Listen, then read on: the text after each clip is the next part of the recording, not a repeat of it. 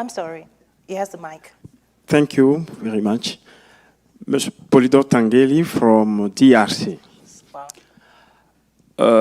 What I can say now is that, according to my country, we have to learn more about Rwanda to raise up our country.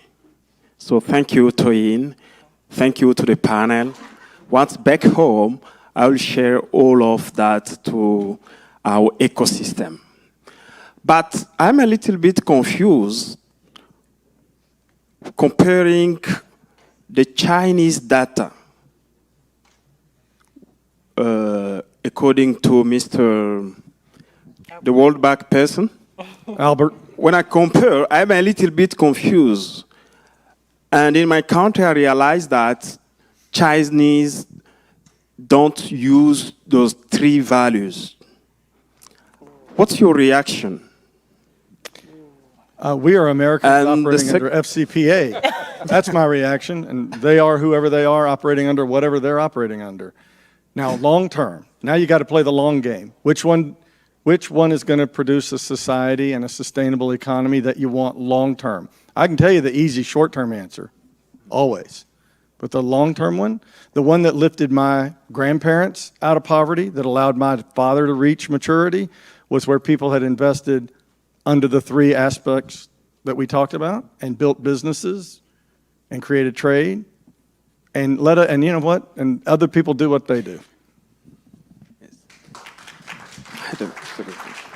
One more question? Yeah. Okay. The second question is about bridge to Rwanda.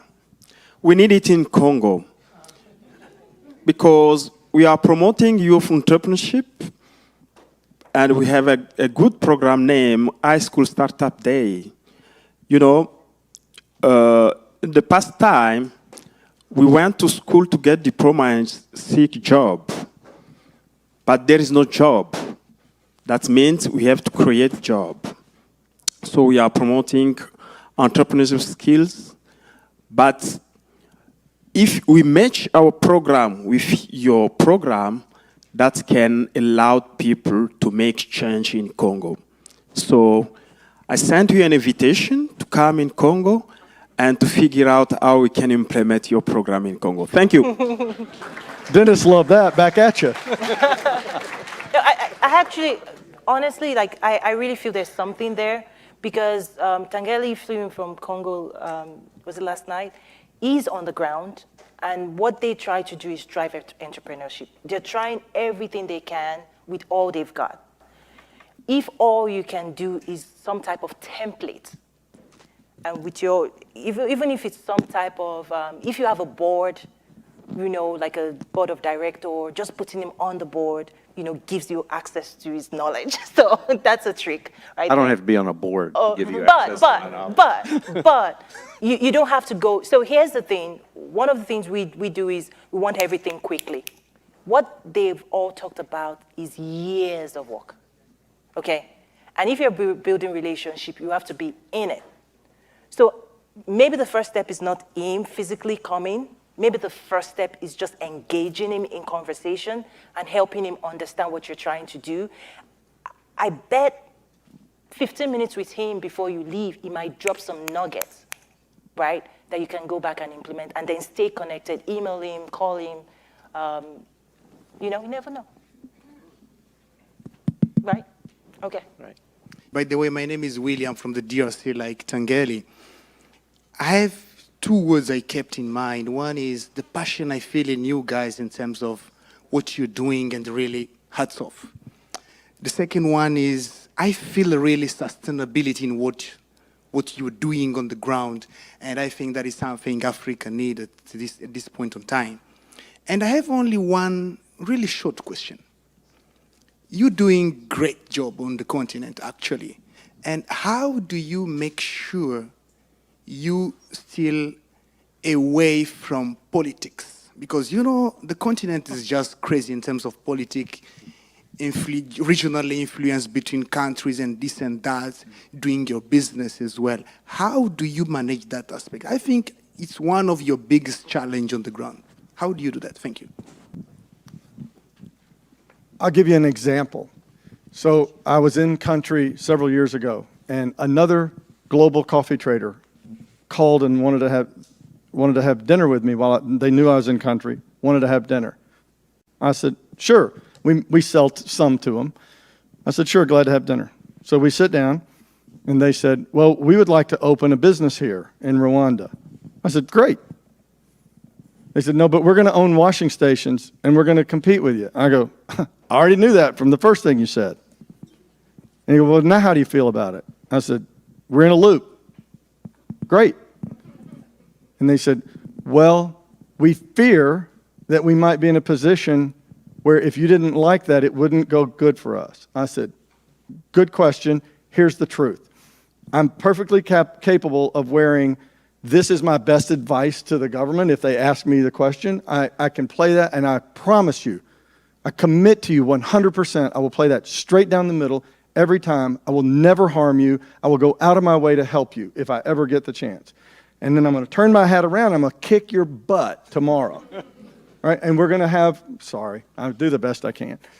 We're going to compete, we're going to compete ruthlessly but fairly in the marketplace because the people benefit when that's true.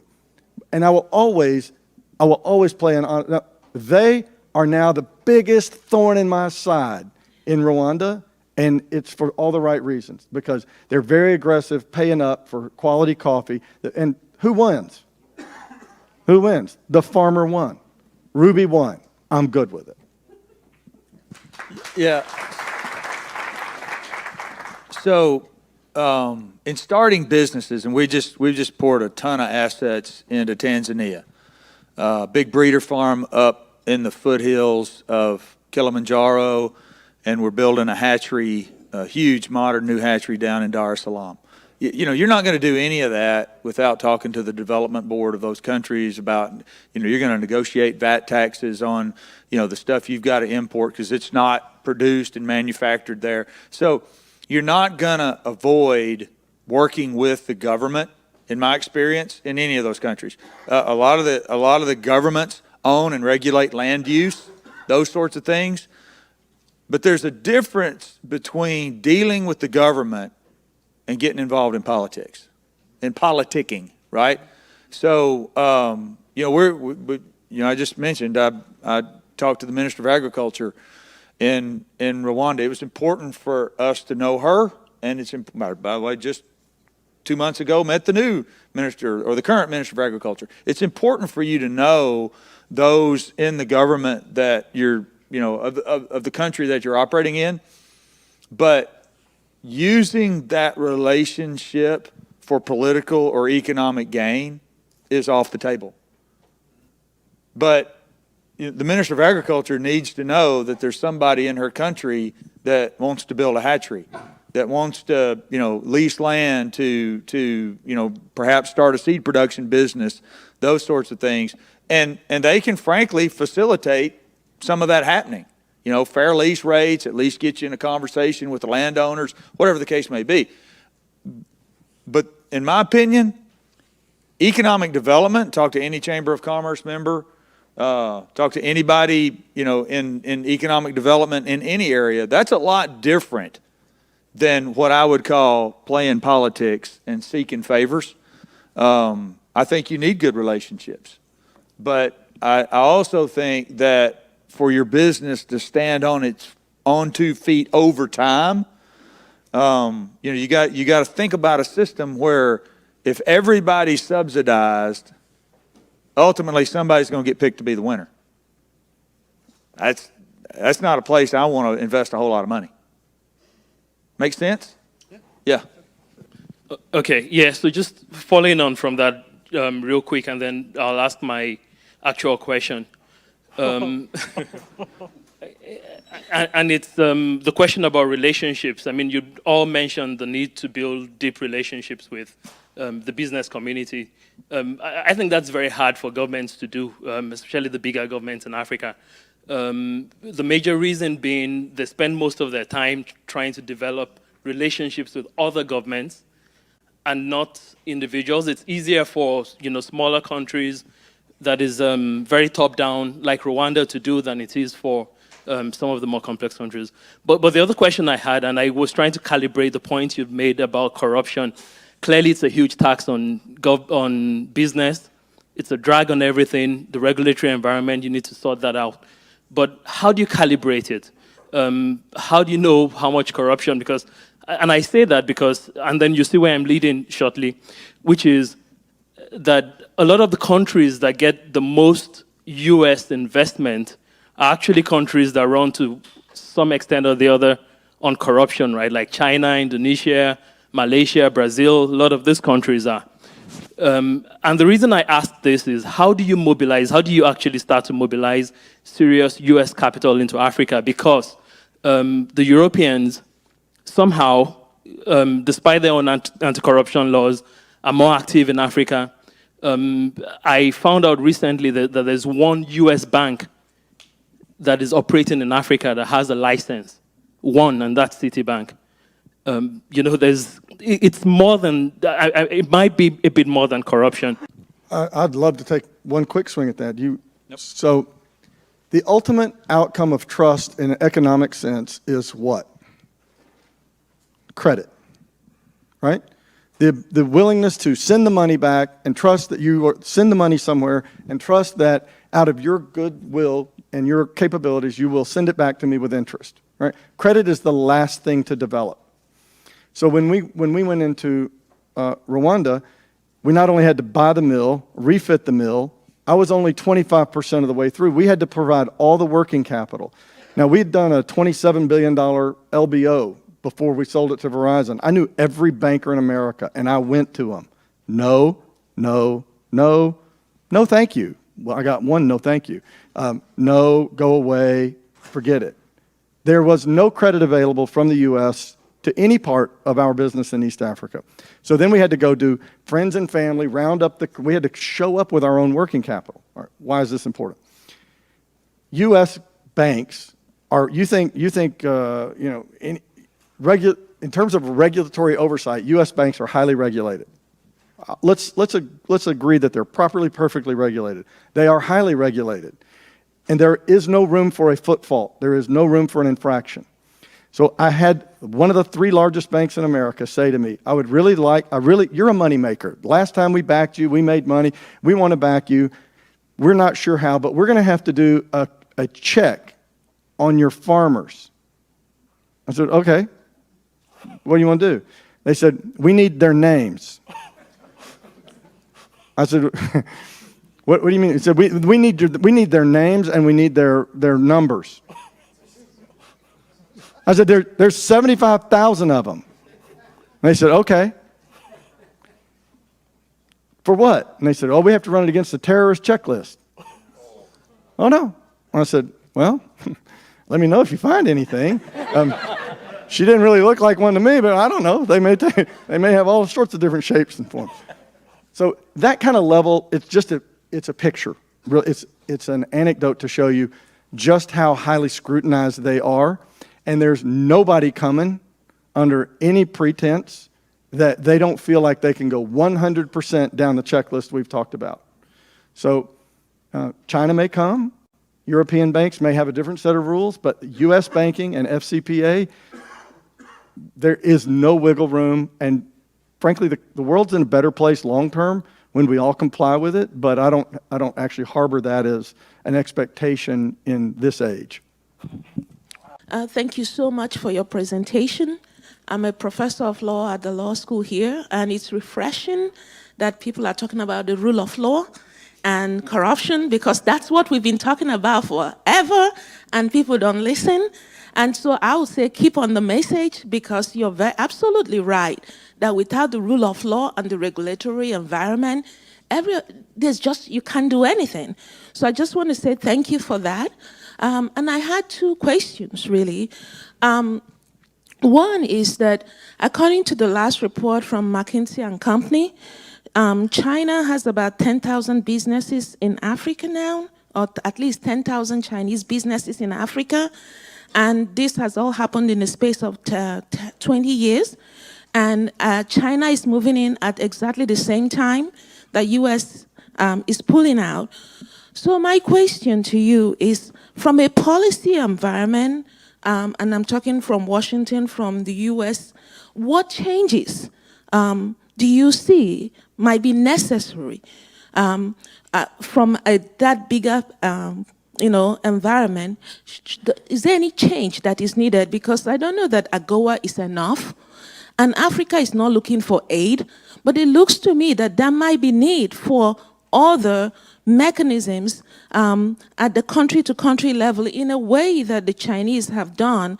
And again, this is not to say let's copy the Chinese, I get that, but what can the US learn from the Chinese? What are they doing right? Of course, there are many things that are doing wrong, maybe, but what are they doing right? That's really one question. And a related question, it's wonderful that you are Christians, but there are many businesses that are going into Africa that are not headed by Christian leaders. Africa has a history of colonization and exploitation. What can you say about business ethics, corporate social responsibility? What can you share with other businesses? Because the experience of Africa with businesses has been always exploitative. Is there anything at a business-to-business level that you're doing to change the culture of business in Africa, to make businesses more enabling and to focus on sustainable development rather than exploitation? Thank you. Wow. Before you answer that, so tomorrow morning, the first panel, we actually have representatives of the US government in the room. There's an entire panel, USTDA, Department of Commerce, because what I asked them to do, because I did my research, I said, come and share with the audience what are the policies and what do you do and how can they partner. So that first question might be addressed tomorrow, I hope. But then the second one. So if you let me wiggle my nose and make anything true about the United States government for 5 seconds, I would put the United States government in the position of providing credit to businesses that have a U.S. origin, doing business around the world in an efficient, timely, low regulatory, low bureaucratic, low form filling out, low general principle amount way of... the U.S. government could seed entrepreneurs that are doing business around the world in a well underwritten credit, properly underwritten credit facility. But you talk about you have sailed into the bureaucratic storm. That period. That's all I got on that. In Rwanda, in coffee, one of the ways we're trying to deal with what is exploitative and what is good business is, and this is why I actually brought up Claude Shannon earlier, because coffee is going to meet the cell phone. And what we are trying to do is build the first, I don't mean cute, like I've got, a bag and I brought it to a little roaster and I don't mean a cute one-off. I mean at a commercial, hundreds and thousands of containers of coffee scale. We're trying to be the first company in the world to provide a digital blockchain-based certification of ownership all throughout. And here's why.